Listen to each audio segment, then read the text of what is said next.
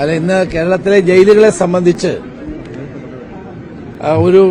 അതിന്റെ പ്രവർത്തനങ്ങളെ സംബന്ധിച്ച് ഒരു വിലയിരുത്തലിന് വേണ്ടിയിട്ടാണ് ഞാനിവിടെ ജയിൽ ഹെഡ്ക്വാർട്ടേഴ്സിൽ വന്നത്. ഇന്ന് ഇതിന്റെ ചുമതലയുള്ള 3 റീജിയനിലെ ഡയറക്ടേഴ്സ് ഡിഐജിമാരുമായിട്ടും മറ്റു ഉദ്യോഗസ്ഥന്മാരുമായിട്ടാണ് ചർച്ച നടത്തിയത്. ജയിലുമായി ബന്ധപ്പെട്ട പ്രശ്നങ്ങൾ വളരെ വിശദമായി തന്നെ ചർച്ച ചെയ്യുകയുണ്ടായി. വാസ്തവത്തിൽ ഇപ്പോൾ ജയിലെന്ന് പറയുന്ന ഒരു കറക്ഷണൽ സർവീസാണ്. തടവ് പുള്ളികൾക്ക് കൂടുതൽ തെറ്റ് തിരുത്താനുള്ള അവസരം കൊടുത്ത് അവരെ നല്ല മാർഗത്തിലേക്ക് നയിക്കുന്ന പ്രവർത്തനമാണ് ജയിലുകൾക്കുള്ളത്. കേരളത്തിലെ ജയിലുകൾ ആ നിലയിലാണ് പ്രവർത്തിക്കുന്നത്. അത് കൂടുതലായി ആ നിലയിലേക്കുള്ള പ്രവർത്തനം വ്യാപിപ്പിക്കാനും ജയിൽ പുള്ളികളുടെ പ്രശ്നങ്ങളുണ്ട്, ആ പ്രശ്നങ്ങൾ ഉൾപ്പെടെയുള്ളത് പരിഹരിക്കാനും വേണ്ടിയിട്ടുള്ള സമഗ്രമായ ജയിൽ പരിഷ്കരണമാണ് ഈ ഗവൺമെന്റ് ഉദ്ദേശിക്കുന്നത്. അപ്പൊ അതിനു വേണ്ടിയിട്ട് എന്തെല്ലാം കാര്യങ്ങൾ ചെയ്യണം? ഇപ്പൊ തന്നെ ഹൈ സെക്യൂരിറ്റി ജയിലുണ്ട് നമുക്ക് തൃശ്ശൂര്. NIA പ്രതികള്, അതോടൊപ്പം തന്നെ കൊഫെ പോസ്റ്റ് തടവുകാര്, അതുപോലെ തന്നെ മയക്കുമരുന്ന് ഉപയോഗിക്കുന്ന NDPC കേസുകൾ ഉള്ള തടവുകാര്, അത്തരം ജയിൽ നമുക്കുണ്ട്. ഇനി ഒരു സെൻട്രൽ ജയിലൂടെ നമുക്ക് ആവശ്യമാണ്. വാസ്തവത്തിൽ തടവ് പുള്ളികളുടെ എണ്ണം വളരെ കൂടുകയാണ്. പലപ്പോഴും അത് ജയിലിലെ സൌകര്യമില്ലായ്മ ഒരു പ്രശ്നമാണ്. അപ്പൊ ഇത്തരം കാര്യങ്ങളൊക്കെ ഞങ്ങൾ ചർച്ച ചെയ്തു. ജയിലിലെ ഉദ്യോഗസ്ഥന്മാരുടെ എണ്ണം വർദ്ധിപ്പിക്കണം, ജയിലർമാരുടെ എണ്ണം വർദ്ധിപ്പിക്കണം. ഇത്തരം പല വിഷയങ്ങളാണ് ഇന്ന് ചർച്ച ചെയ്തത്. കേരളത്തിലെ ജയിലുകളിൽ തടവ് പുള്ളികൾക്ക് ബുദ്ധിമുട്ടുണ്ടാകാതെ മുന്നോട്ട് കൊണ്ടുപോകാൻ വേണ്ടിയിട്ടുള്ള വീഡിയോ കോൺഫറൻസിംഗ് എല്ലായിടത്തും ഉണ്ടായിട്ടുണ്ട്. ഞാൻ നേരത്തെ ആഭ്യന്തരമന്ത്രി ആയിരുന്നപ്പോഴാണ് ആദ്യമായി കോടതിയിൽ പ്രതികളെ ജയിലിൽ നിന്ന് കൊണ്ടുപോകുന്ന സിസ്റ്റം അവസാനിപ്പിച്ച് വീഡിയോ കോൺഫറൻസിംഗിലൂടെ അന്ന് അവരെ വിചാരണ നേരിടുന്ന സാഹചര്യം ഉണ്ടാക്കിയത്. ഇപ്പൊ അതെല്ലാ ജയിലിലും ആയിട്ടുണ്ട്. അതിന്റേതായ ആ നിലയിൽ ആധുനികവൽക്കരണത്തിന്റെ പാതയിലൂടെയും ജയിലുകൾ മുന്നോട്ട് പോകുന്ന സന്ദർഭമാണ്. ഇപ്പൊ ജയിൽ പുള്ളികൾ തന്നെ ഉണ്ടാക്കുന്ന വസ്തുക്കൾ അത് വിറ്റഴിക്കാനുള്ള സംവിധാനം ഉണ്ടാക്കണം. അതുപോലെ നിങ്ങൾക്കറിയാം ചപ്പാത്തി യൂണിറ്റുകൾ അല്ലേ, ആ പെട്രോൾ പമ്പുകൾ, ഇതൊക്കെ നല്ല നിലയിൽ നടത്തിക്കൊണ്ട് പോകുന്നുണ്ട്. ആ പണം ഉപയോഗിച്ചുകൊണ്ട് ജയിലിന്റെ വികസനത്തിന് തയ്യാറാവുന്നുണ്ട്. ബാക്കിയുള്ള പണം ഗവൺമെന്റിലേക്ക് അടയ്ക്കുന്നുണ്ട്.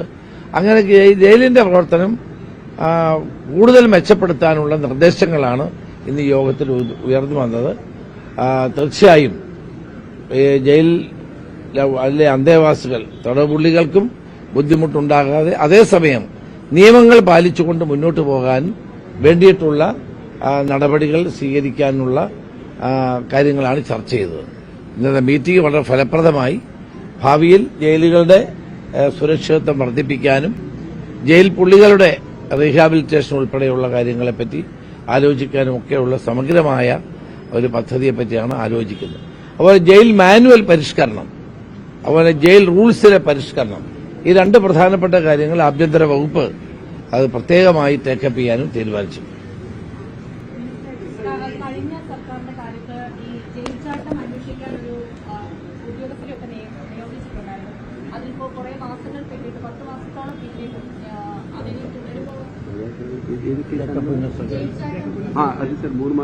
അത് 3 മാസം കൂടി ഞാൻ ആ കമ്മിറ്റിയുടെ കാലാവധി നീട്ടിക്കൊടുത്തിട്ടുണ്ട്. അത് ജഡ്ജി രാമചന്ദ്രൻ നായരും ജേക്കബ് പുന്നൂസും അടങ്ങുന്ന 2 അംഗ കമ്മിറ്റിയാണ്. 3 മാസം കൂടെ നീട്ടിക്കൊടുത്തിട്ടുണ്ട്. റിപ്പോർട്ട് ലഭിച്ചിട്ടില്ല.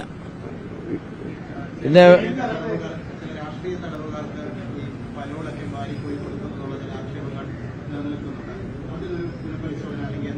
തീർച്ചയായിട്ടും ന്യായമായ തടവുകാരുടെ പരോളുകൾ നിഷേധിക്കില്ല. പക്ഷെ അന്യായമായി രാഷ്ട്രീയ കാരണങ്ങളാൽ തടവ് പുള്ളികൾക്ക് അനാവശ്യമായ പരോളുകൾ പലതും കോടതിയിൽ നിന്നാണ് കിട്ടുന്നത്. ഇപ്പം ബൽറാം കുമാർ ഉപാധ്യായ 3 വർഷമായിട്ട് ഇപ്പം ജയിൽ DGP ആണ്. അദ്ദേഹം എന്നോട് പറഞ്ഞ അദ്ദേഹം പരോളൊന്നും കൊടുത്തിട്ടില്ല. പക്ഷേ ജയിൽ ഉപദേശക സമിതികൾ റെക്കമെൻഡ് ചെയ്ത് വന്നിട്ടുള്ള പല കേസുകളുണ്ട്. അതോടൊപ്പം തന്നെ കോടതിയിൽ പോയി വാങ്ങിക്കാറുണ്ട്. അപ്പൊ ആ പരോളുകൾ കൊടുക്കുന്നത് പരോളല്ല, സാധാരണ അവധിയാണ്, പരോളല്ല. നമ്മളെല്ലാവർക്കും പരോളെന്ന് പറയുന്നതേ ഉള്ളൂ. സാധാരണ അവധിയാണ് ഈ കൊടുക്കാറുള്ളത്. അപ്പൊ അതിനകത്ത് ന്യായമായ തടവുകാർക്ക് കിട്ടേണ്ട ഒരു അവകാശമാണ് ഈ അവധി എന്ന് പറയുന്നത്. അത് കൊടുക്കേണ്ടി വരും. പക്ഷേ അനാവശ്യമായി രാഷ്ട്രീയ കാരണങ്ങളാൽ അവധി കൊടുക്കുകയും പരോളുകൾ നീട്ടിക്കൊണ്ടു പോകുകയും ചെയ്യുന്ന സമ്പ്രദായം ഉണ്ടാവില്ല. അതേസമയം തടവുകാരുടെ ന്യായമായ അവകാശങ്ങൾ സംരക്ഷിക്കുകയും ചെയ്യും. അതാണ് ഗവൺമെന്റിന്റെ നിലപാട്.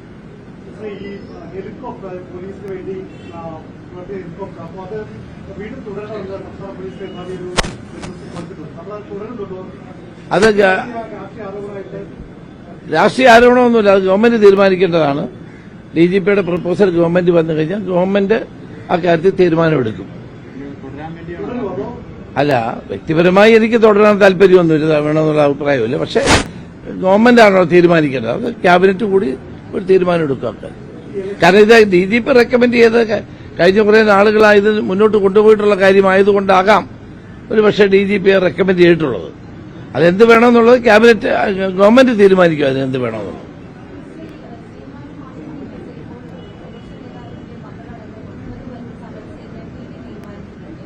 അത് അതിൻ്റെതായ വഴിക്ക് പോട്ടെ. അത് ഇടിയതായ വഴിക്ക് മുന്നോട്ട് പോട്ടെ.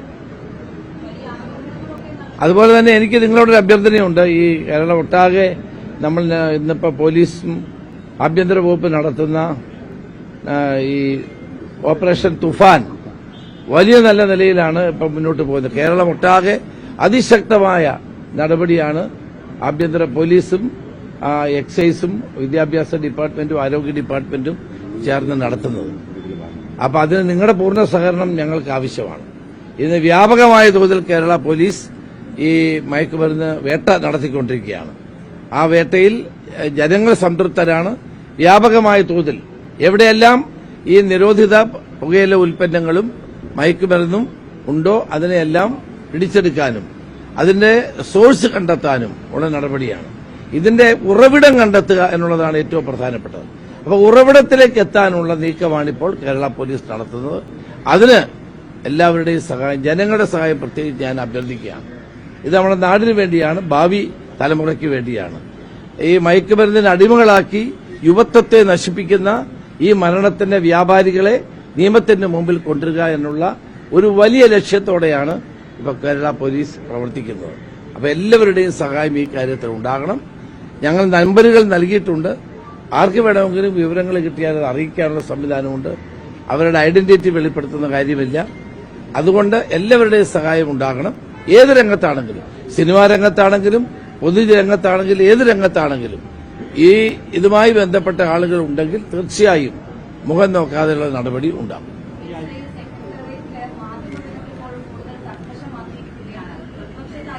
അല്ല, അതല്ല. ഒന്നാമത് ഇപ്പം ഈ ആളുകളെല്ലാം കൂടെ കയറി വലിയ ബഹളമാണ്. ഇതിന് ചില ക്രമീകരണങ്ങൾ വേണ്ടി വരും. കാരണം സാധാരണഗതി 3 മുതൽ 6 വരെ 5 വരെ ആണ് ആളുകളെ പണ്ട് കയറ്റിക്കൊണ്ടിരുന്നത്.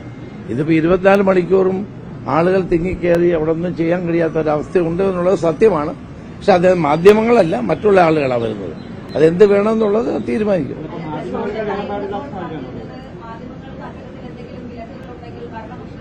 അല്ല, വിലക്കുകളുണ്ടെന്ന് എനിക്ക് തോന്നുന്നില്ല.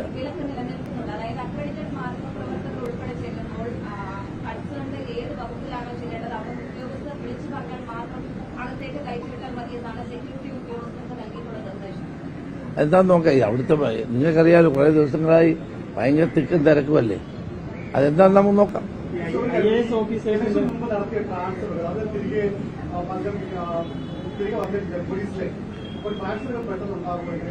അല്ല, അത് നോക്കിക്കൊണ്ടിരിക്കുകയാണ്. അത് ജില്ലാതലങ്ങളിലാണ് ചെയ്യേണ്ടത്. നോക്കാം.